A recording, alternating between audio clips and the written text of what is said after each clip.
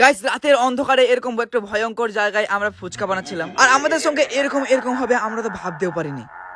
বিকালবেলা আমি আর আমার দুটো বন্ধু মিলে ঘুরতে বেরিয়েছিলাম, আর নজরটা গেল এই তেঁতুল গাছের দিকে। গাছের মধ্যে ওয়াও ওয়াও তেঁতুলগুলো দেখে আর থাকতে পারলাম না, তাই জুতোটা খুলে গাছের দিকে দরাম করে ছুড়ে দিলাম।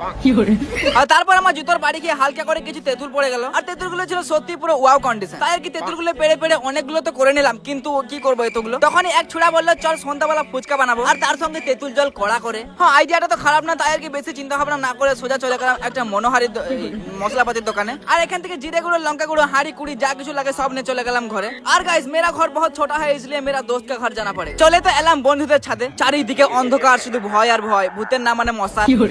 কিন্তু আমাদের কাছে ব্যবস্থাও ছিল এই যে মর্টিন, মশার বাপ দাদারাও পালাবে। হ্যাঁ, তাই আর বেশি দেরি না করে তাড়াতাড়ি বন্ধুর লুঙ্গির তলে ভরে দিলাম।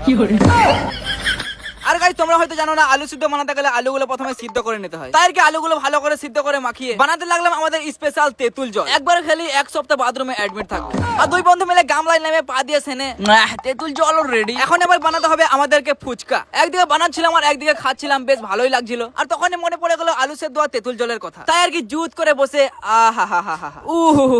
মুচারে খেয়ে তো নিচ্ছি, কিন্তু জানি না এরপরে বাথরুমে অ্যাডমিট নিতে হবে নাকি হসপিটালে। আর হ্যাঁ বন্ধু বান্ধবীরা, তোমরা তো ফ্রিতে ভিডিওটা দেখে নিলে, তাহলে ফলোটা করে যাও।